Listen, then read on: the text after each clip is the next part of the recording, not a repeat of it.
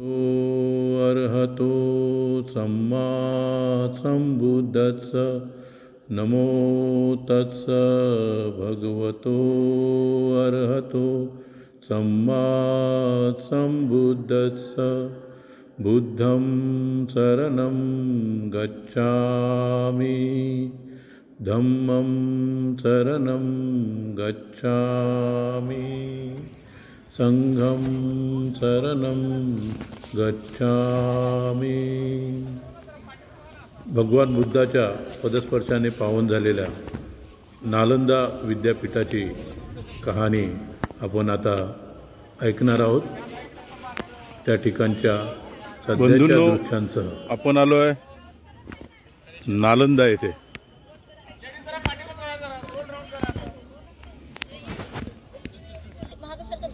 दोस्तों, हम आ चुके हैं दुनिया का मशहूर विद्यापीठ यानी कि नालंदा विद्यापीठ। कहा जाता है भारत सांस्कृतिक तथा ज्ञान का एक सारी दुनिया का प्रतिनिधि था उस जमाने में, और वो जो जगह जो है वो हमारे भारत के बिहार में नालंदा यह जगह है। मेरे साथ में है अनिल कुमार गुप्ता, जो कि 28 साल से लोगों को नालंदा के बारे में जानकारी देते हैं, ताकि हमारा जो इतिहास जो है वो इतिहास हमारे अगली पीढ़ी तक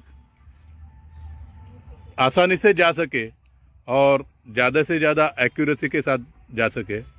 तो चलते हैं अनिल जी की ओर। अनिल जी, शुरू हो जाइए। ओके, जय भीम, जय भारत। प्रथम मैं गाइड की हैसियत से आप सबों का स्वागत करता हूं इस पावन भूमि धरती पे, जहां आज आप खड़े हैं। आज से 2500 साल पहले ये प्रमाणित है कि यहाँ बुद्धा भगवान आए। तो ये बहुत पवित्र धरती पे हम लोग एक साथ हुए हैं। मैं यहाँ एक छोटा सा गाइड के रूप में टूटा फूटा जो नॉलेज जानता हूँ विश्वविद्यालय के बारे में मैं आपको देता हूँ। बाकी तो सब कुछ आप जान के आए, क्या था आज क्या हुआ। तो बहुत बहुत स्वागत है आप सबों का इस बात। धन्यवाद। ये नालंदा अपना बौद्ध विश्वविद्यालय है। नालंदा बौद्ध विश्वविद्यालय की कहानी फोटो काढो अपने बुद्धा भगवान के समय से शुरू होता है। आज से 2500 साल पहले 6th सेंचुरी बीसी में 600 ईसा पूर्व यहाँ केवल आम का बागीचा था। It was calling Amra Pavarika वन। ये आम्र पवारिका वन में बुद्धा भगवान आए और बुद्धा भगवान ने 2 लोकल शिष्य बनाया, मुगलाना एंड शारिपुत्रा। मुगलाना की समाधि सांची स्तूपा मध्य प्रदेश भोपाल में है, किंतु शारिपुत्र का स्तूप यहाँ पे है। क्योंकि आप जानते हैं सारिपुत्र का जन्म और निर्वाण एक जगह में हुआ था। जहां पर जन्म हुआ था, निर्वाण के समय भी वो वहीं आ गए। उनकी फैमिली में उनके मात्र माता जी थे, जिनका नाम था सारी। सो सारी सन कॉल्ड सारिपुत्र। सारिपुत्र के निर्वाण प्राप्ति के बाद सबसे पहले नालंदा में सारिपुत्र के धातु स्मारक के रूप में एक स्तूप का निर्माण किया गया, जिसे सम्राट अशोक ने किया था 3rd सेंचुरी बीसी में 300 ईसा पूर्व। यानी बुद्ध के लगभग 300 साल बाद सम्राट अशोक ने यहाँ स्तूपा बनाया, किंतु निर्माण तो उसके पहले हुआ। निर्वाण प्राप्ति के बाद उनके परिवार लोगों ने भी वहां एक स्तूपा बनाया था, जो पहली अवस्था में बहुत छोटा था। सारिपुत्र के धातु को रख करके जब राजा अशोक ने विशाल एक स्तूप बनाया, जो नालंदा की सबसे ऊंची और बड़ी स्तूपा है, उसी स्तूप की यादगारी में अपने जो बौद्ध राजा कुमार गुप्त थे, उन्हें जब बौद्ध विश्वविद्यालय बनाने का मन में जिज्ञासा हुई, तो उनको लगा सबसे पवित्र जगह यह है, सबसे अच्छी जगह यह है, क्योंकि यहाँ बुद्धा भगवान आए और सारिपुत्र का स्तूप बना हुआ है। अतः सारिपुत्र के स्तूप को ही फाउंडेशन मान करके इस नालंदा विश्वविद्यालय का निर्माण कुमार गुप्त राजा ने किया, जो अपने बौद्ध राजा थे। गुप्ता डायनेस्टी के अंतिम राजा कुमार गुप्त थे। उन्होंने विश्वविद्यालय को बनाया 500 एडी में, 500 ईस्वी में, यानी लगभग बुद्धा भगवान के 1000 साल बाद की यह विश्वविद्यालय है। आज से लगभग 1600 साल पहले की विश्वविद्यालय है, जबकि आज से 2600 साल पहले बुद्धा भगवान यहाँ आए। कुमारगुप्त ने नालंदा विश्वविद्यालय को बनाया। इसके बाद 7वीं शताब्दी में हर्षवर्धन और देवपाल राजाओं के द्वारा भी इसका विस्तार हुआ। इसकी एरिया 10 किलोमीटर लंबी और 5 किलोमीटर चौड़ी थी। जरा सोचिए कितना भव्य बौद्ध विश्वविद्यालय था अपना नालंदा। 10,000 छात्र और 1,500 प्रोफेसर यहां अध्ययन और अध्यापन के कार्य में लगे हुए थे। यानी रेशियो था 7:1, प्रत्येक 7 बच्चों के लिए टीचर थे। आज 70 पर भी संभव नहीं। ये बौद्ध विश्वविद्यालय 5वीं शताब्दी में बना, लेकिन 12वीं शताब्दी में ये तुर्किस्तान इन्वेडर बख्तियार खिलजी का अटैक हुआ, इसे जला दिया। नालंदा पे अटैक किया। 3 बड़ी बड़ी पुस्तकालय थी नालंदा में, जिसका नाम रत्न सागर, रत्न दधी और रत्न रंजिका था। इतनी किताबें थी उनमें। जब ये विश्वविद्यालय को जलाया गया, नालंदा 6 महीना तक, 6 महीना तक लगातार जल रहा है। ये बख्तियार खिलजी ने, लेकिन नाम बख्तियार खिलजी का केवल आया। चोरी तभी होती है जब चोर बगल का भी होता है। वो तुर्किस्तान से आने वाला आदमी को पता कहां था कि कहां क्या है। लोकल ब्राह्मण लोगों ने भी उनको सपोर्ट किया और ये विश्वविद्यालय को खत्म करा दिया। जबकि ये किसी का कुछ बिगाड़ नहीं रहा था, ये तो पूरे दुनिया में प्रकाश बांट रहा था। आज यदि ये चलता रहता, सोचिए अपना देश कहां रहता, जिससे सबको बहुत बड़ी सुरक्षा मिलती, सबसे बहुत बड़ा ज्ञान मिलता। लेकिन दुष्ट लोगों ने इनको नहीं छोड़ा, जलवा दिया। 3 बड़ी बड़ी लाइब्रेरी थी, जिसका नाम रत्न सागर, रत्न दधी, रत्न रंजिका था। रत्नों का भंडार के रूप में था तीनों लाइब्रेरी। इतनी रिच लाइब्रेरी थी, इतनी पुस्तकें थी उनमें, जो 6 महीना तक चलती रही। अनाथ जलता रहा। चूंकि हमारे लोगों में भी अहिंसा परमो धर्म के लोग पुजारी थे, इसलिए कहा जाता है कभी कभी आत्मरक्षा करने के लिए हमें शस्त्र का भी उपयोग करना चाहिए। अनाथ ये लोग मारे गए। ये तो किसी का कुछ बिगाड़ नहीं, यहां तो ज्ञान प्राप्ति करने के लिए अपने देश विदेश से लोग यहां जुटे हुए थे।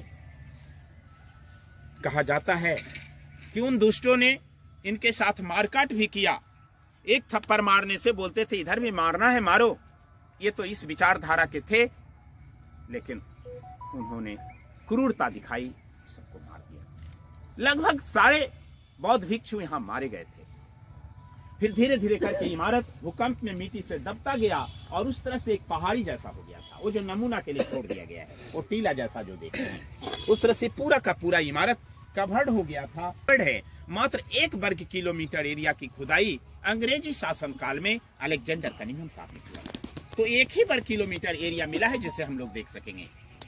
बाकी एरिया के ऊपर चारों तरफ गांव बसा हुआ है, खुदाई बंद है। ये जो आप बाउंड्री वाल देख रहे हैं 1 वर्ग किलोमीटर का है। बाकी पर देखिए अभी भी माउंट्स दिखाई पड़ता है, गांव दिखाई पड़ रहे हैं, चारों तरफ गांव बस गया, इसलिए खुदाई नहीं चल रहा है, खुदाई का काम बंद है। हम नालंदा की जो जानकारी आपको दे रहे हैं, कहाँ क्या है, जो सब कुछ हम दिखाने जा रहे हैं, ये हमारी कल्पना नहीं है कि आपको खुश करने के लिए कुछ बता दिया चलो काम हो गया, ऐसी बात नहीं है। नालंदा के एक एक बातों की जानकारी हुएनसांग चीनी यात्री की डायरी से प्रमाणित होता है। वो चाइना का बौद्ध विद्यार्थी यहाँ रहकर पढ़ा था और पढ़ाया था। अपने आंखों से जो देखा था वो अपने डायरी में मेंशन करते जा रहे थे, जिस डायरी का नाम है Siyuki. Siyuki means, C means Bharat, U means bhraman, की मीन्स वृतांत। भारत भ्रमण का जो वृतांत उसमें उन्होंने लिखा था, उस डायरी के आधार पर हमें ट्रेंड किया गया। तो उस डायरी के आधार पर नालंदा 2 शब्दों का मेल है, नालंग और दा।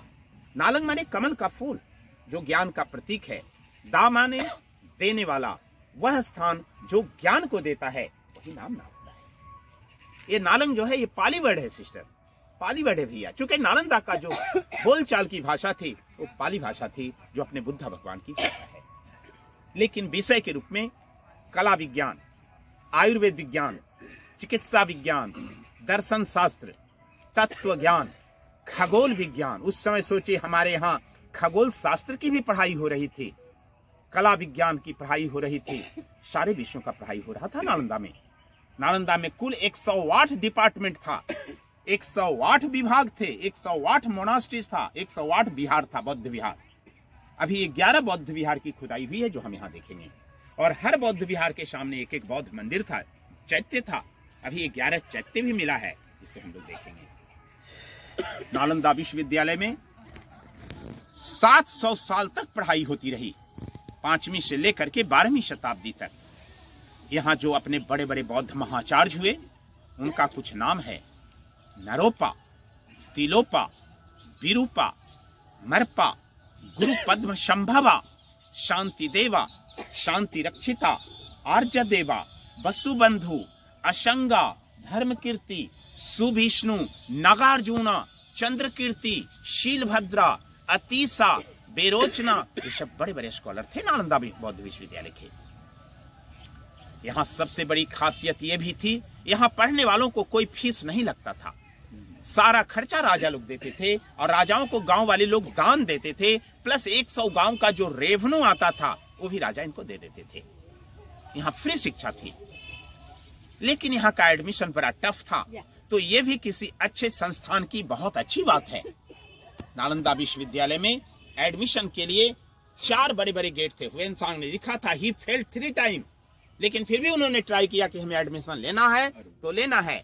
अतः असफलता सिद्ध करती है, सफलता का प्रयत्न पूरे मन से नहीं हुआ, तो पूरे मन से करेंगे सफलता अवश्य मिलेगी। उन्होंने लिखा था, यहाँ 4 बड़े बड़े गेट थे, चारों गेट पे द्वारपाल खड़े होते थे। द्वारपालों के द्वारा पूछे गए प्रश्नों का सही जवाब देने के बाद विद्यार्थी का एडमिशन होता था। Means admission test. जरा विचार कीजिए सिस्टर, विचार कीजिए भैया जी, जहां का द्वारपाल इतना टैलेंट हो, जहां का गेट कीपर चपरासी परीक्षा लेकर करके आओ एडमिशन करता हो, भला उनके प्रोफेसर प्रिंसिपल कितने विद्वान रहे होंगे। लेकिन अभी तक नालंदा विश्वविद्यालय का ओरिजिनल गेट नहीं मिल सका है, क्योंकि मात्र 1 ही वर्ग किलोमीटर की खुदाई हुई है। अतः एक छोटा सा रास्ता दीवार काट करके बनाया हुआ है, जिससे हम प्रवेश करेंगे और घूम के उसी से वापस। हुएनसांग यानी 12वीं सदी की बात है, बराबर? तो चलते हैं देखने। हुएनसांग 12वीं सदी की बात नहीं, 7वीं सदी में आया था। 5वीं से 12वीं तक पूरा विश्वविद्यालय चलता रहा था। 7वीं शताब्दी में 629 ईस्वी से 636 ईस्वी तक वो यहाँ के स्टूडेंट रहे। 1 साल के लिए वो प्रोफेसर भी हुए थे। ओके,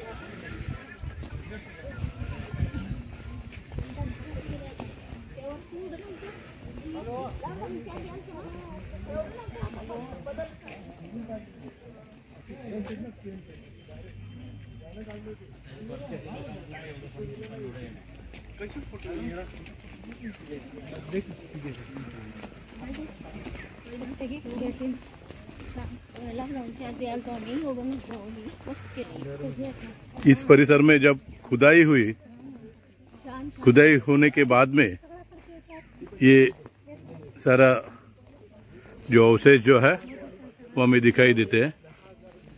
1 वर्ग किलोमीटर में ये खुदाई पूरी हुई है। वैसे कि नालंदा 10 किलोमीटर परिसर में फैला हुआ सबसे बड़ा विद्यापीठ था, लेकिन इसके चारों ओर गांव बसे हुए हैं, तो सिर्फ 1 किलोमीटर की खुदाई हो चुकी है। आप देख सकते हैं कितने खूबसूरत कंस्ट्रक्शन उस जमाने का रहा है। जो ये विहार है, 5 क्रमांक का विहार है ये,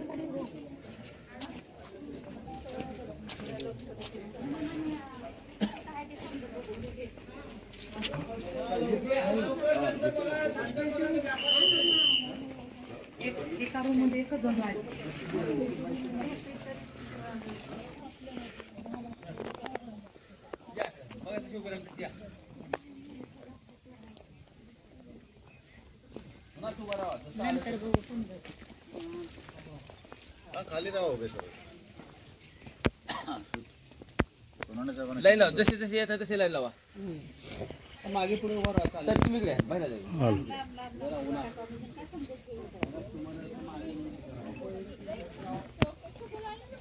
इतना खूबसूरत कंस्ट्रक्शन जिसमें बिल्कुल सीमेंट नहीं दिखाई देता, और अभी भी ये एक नंबर की मॉन्स्ट्री है.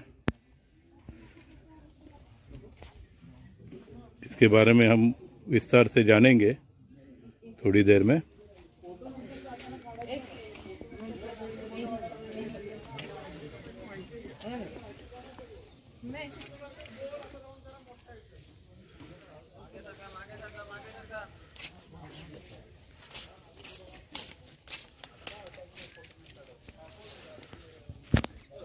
वो रास्ता दीवार काट करके बनाया हुआ था जिससे आप आए हैं, घूम के उसी से वापस बाहर जाएंगे. इसलिए वहाँ माथे के ऊपर जो सीमेंट का सपोर्ट था उसे बाद में दिया गया. आप जैसे ही इंटर किया और दाएं तरफ जो गड्ढा गड्ढा देख रहे थे वो सब कमरे थे. ऐसा कमरा हम लोग देखने चल रहे हैं. चूंकि नालंदा की खुदाई 2 लाइन में हुई है. एक लाइन ये सब बौद्ध विहार है जहाँ लोग रहते पढ़ते खाते पीते थे, और ये दूसरा लाइन छोटा बड़ा चैत्य है, बौद्ध मंदिर, जहाँ लोग पूजा करने के लिए जाते थे. वो लोहे का रड वगैरह बाद में दिया गया. वो नालंदा का सबसे है. आप किताबों में अखबार में जो तस्वीर देखते हैं वही तस्वीर छपा हुआ है. एक इंटरेस्टिंग बात भी है जिसकी चर्चा आप कर रहे थे कि 1969 की बनी हिंदी फीचर फिल्म जॉनी मेरा नाम की यहाँ शूटिंग हुई है, जिसमें देवानंद ऊपर, हेमा मालिनी इधर, फिर इसी गलियारे में गाना हुआ है.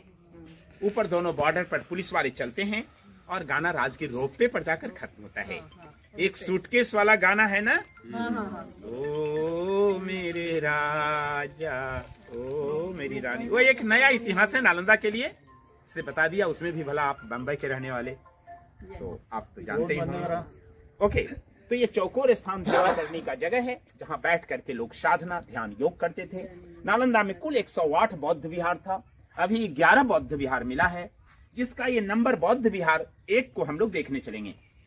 नंबर 1 डिपार्टमेंट ने इसलिए इसमें दिया है, इसमें जितनी सिस्टम होती थी अभी भी इसमें देखने लायक संजोग से बचा हुआ है. बाकी हॉस्टल बनावट में एक जैसे थे, मगर कहीं कुछ टूट गया है. और ठीक हर हॉस्टल के सामने एक एक बौद्ध मंदिर था. तो आइए एक बौद्ध विहार को हम लोग घूमते हैं.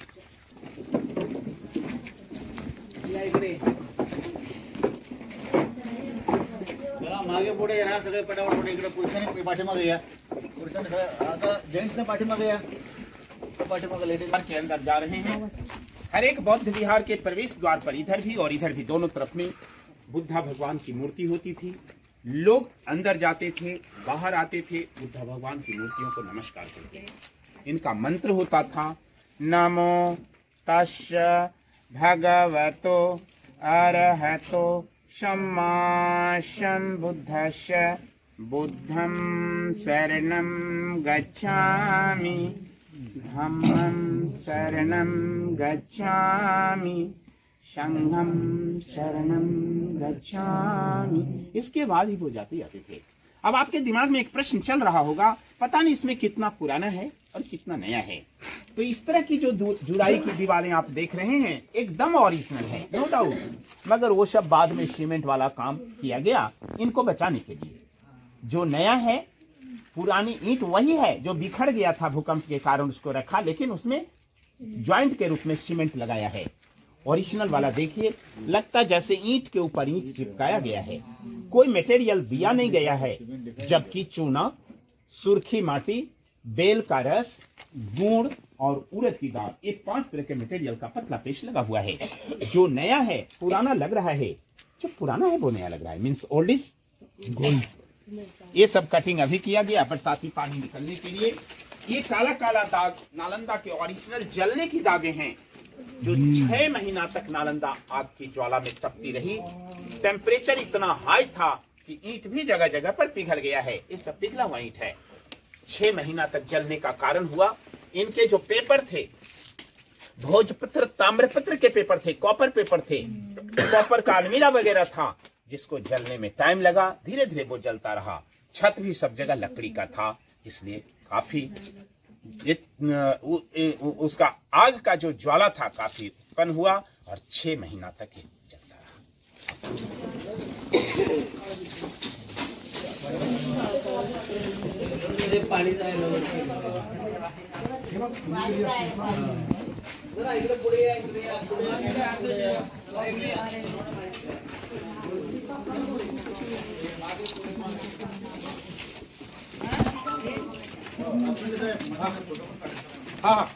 हाँ चालू है।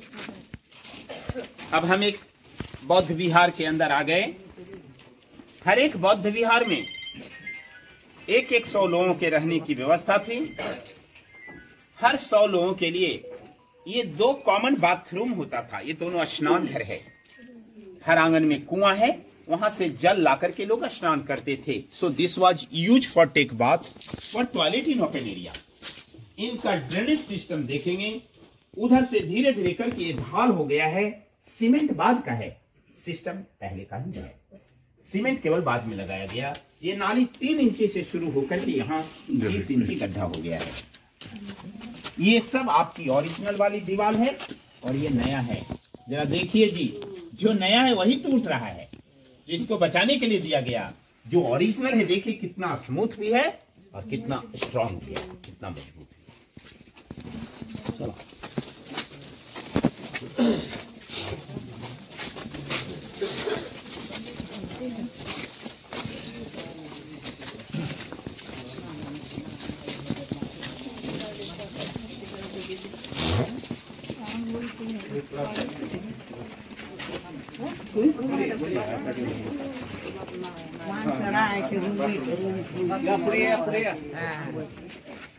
ये नाली का सिस्टम देखें, वहां कितना ऊंचा है।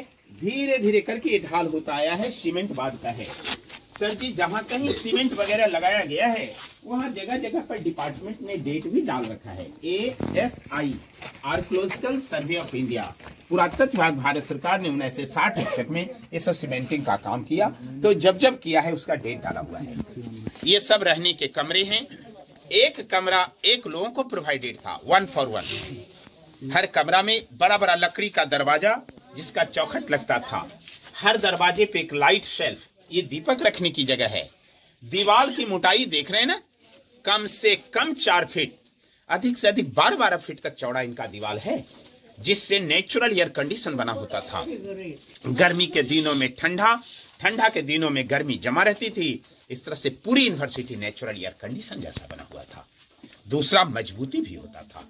तो ये सब कमरे एक जैसे हैं। एक कमरा 1 लोगों के लिए। किसी एक कमरे को देख के भी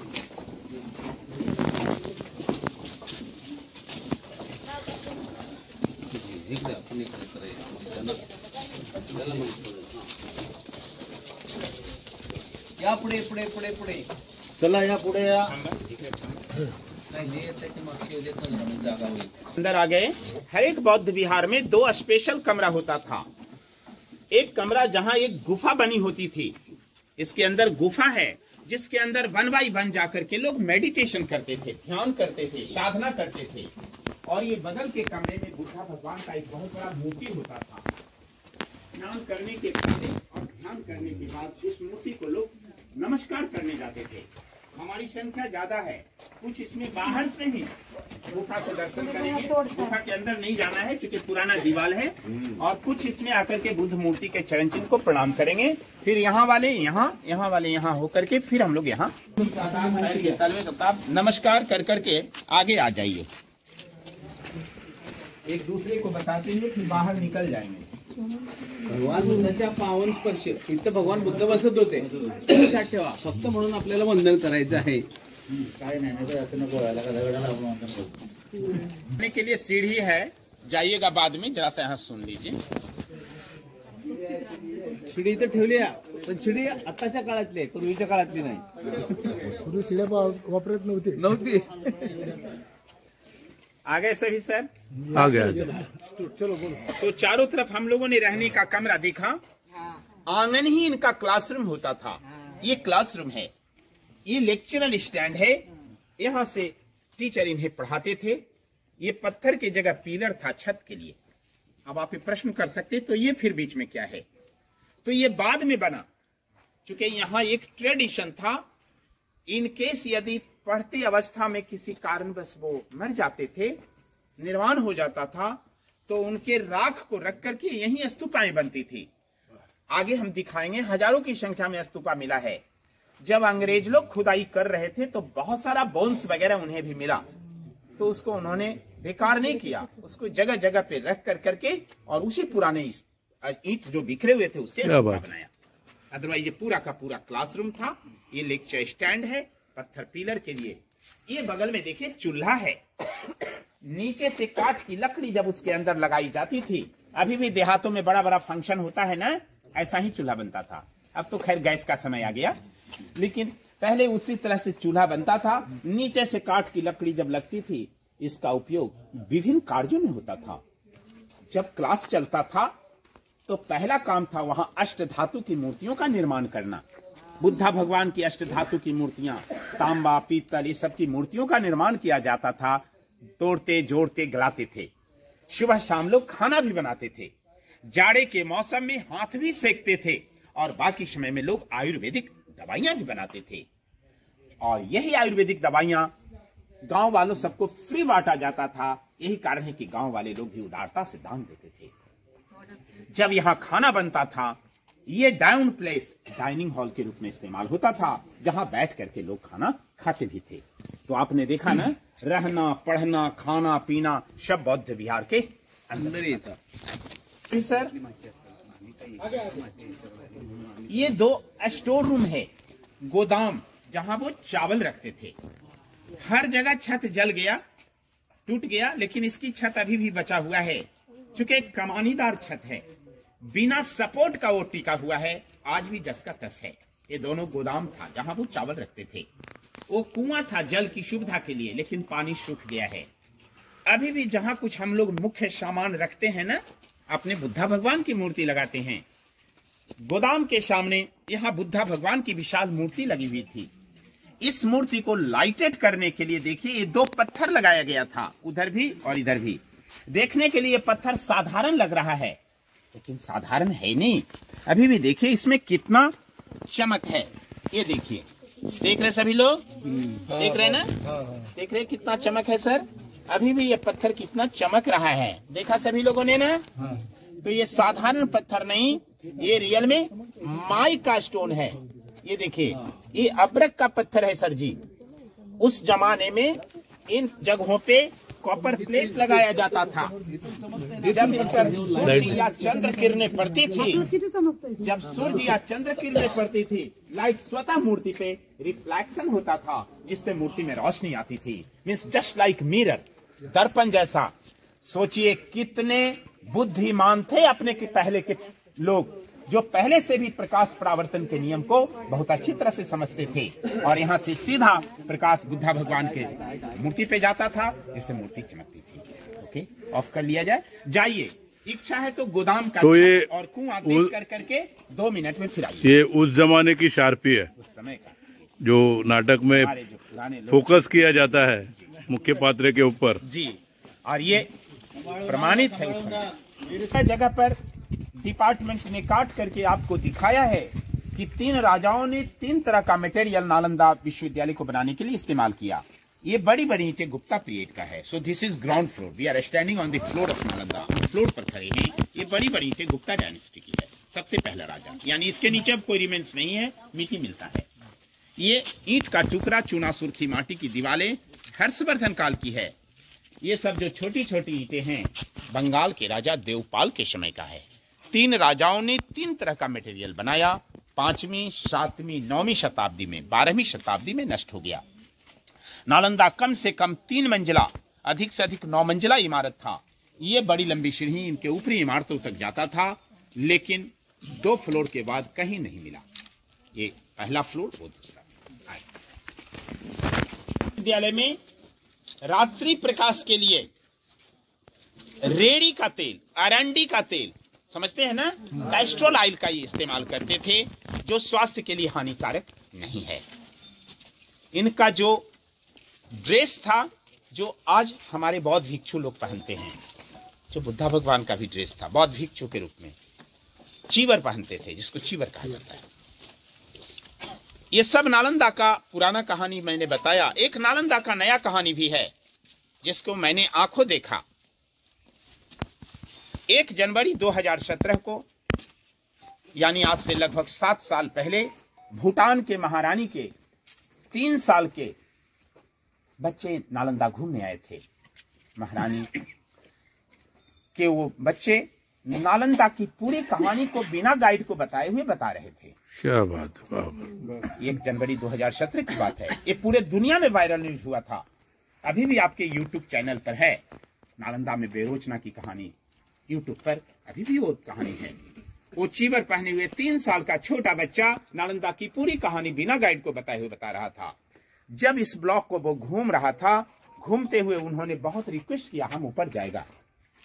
hi fi family, royal family के बच्चे थे, उनको ऊपर जाने की भी मंजूरी दी गई। जब वो बच्चा ऊपर गए, ऊपर के उन कमरों को बड़ा गौर से देखा। जब वो बच्चे बैक हो रहे थे, वो कोना के कमरा को उन्होंने बताया, यही हमारा कमरा है। 824 साल पहले हम इसी कमरे में रहते थे और मेरा नाम बेरोचना था। हिस्ट्री के अनुसार बेरोचना एक हायर टीचर यहाँ के थे। हकीकत क्या है मैं नहीं कह सकता सिस्टर भैया, लेकिन बुद्धिस्ट कंट्री के जितने आने वाले पर्यटक हैं 100% उसे सत्य मानते हैं, क्योंकि उतना छोटा 3 साल का बच्चा झूठ भी नहीं बोल सकता है। अर्थात वो पिछले जन्म की भी बातें। हमने आपको शुरू में बताया था, मैंने बताया था नालंदा 10 किलोमीटर लंबा और 5 किलोमीटर चौड़ा था। अभी 1 किलोमीटर लंबा और 1 किलोमीटर चौड़ा है। बाकी एरिया पर गांव बस गया, खुदाई बंद है। यही 2 लाइन में नालंदा की खुदाई हुई। एक लाइन सेम टू सेम, जैसा आपने एक बौद्ध विहार देखा, 11 बौद्ध विहार मिला है, वो लंबा लंबा पेड़ तक। उसके बाद गांव बसा हुआ है, खुदाई बंद है। और हर बौद्ध विहार के सामने में ये सब छोटा बड़ा एक बौद्ध मंदिर है। ये सभी मंदिरों का प्रधान स्तूपा है, जिसका नाम है सारीपुत्र का स्तूपा। यही सारीपुत्र चट्या है। सारीपुत्र का जन्म भी और निर्वाण भी इसी जगह हुआ है। यही जगह है जहां बुद्धा भगवान भी बैठे, सारीपुत्र को उपदेश दिया।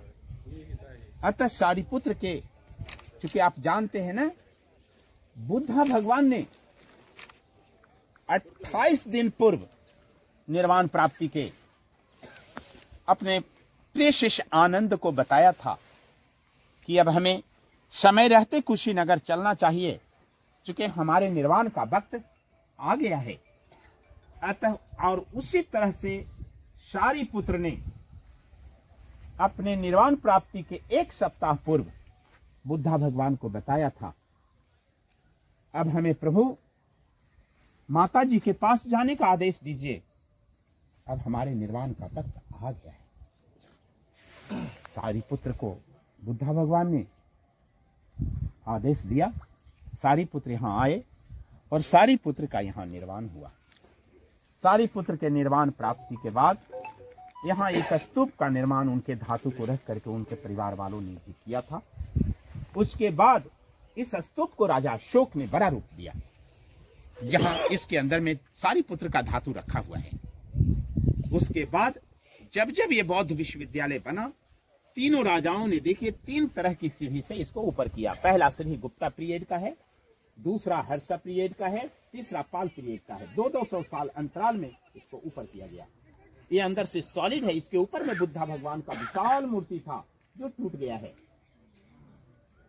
उसे सबसे पहले टारगेट बख्तियार खिलजी ने किया था और तोड़ दिया। इनके आसपास बहुत सारा आप गोल गोल कंस्ट्रक्शन देख रहे हैं और बहुत सारा चौकोर देख रहे हैं। ये चौकोर वाला ध्यान करने का जगह है, जहां बैठ करके लोग साधना, ध्यान, योग करते थे। लेकिन जो गोल गोल गोल गोल जैसा आप देख रहे हैं, ये गोल वाला सब समाधि है।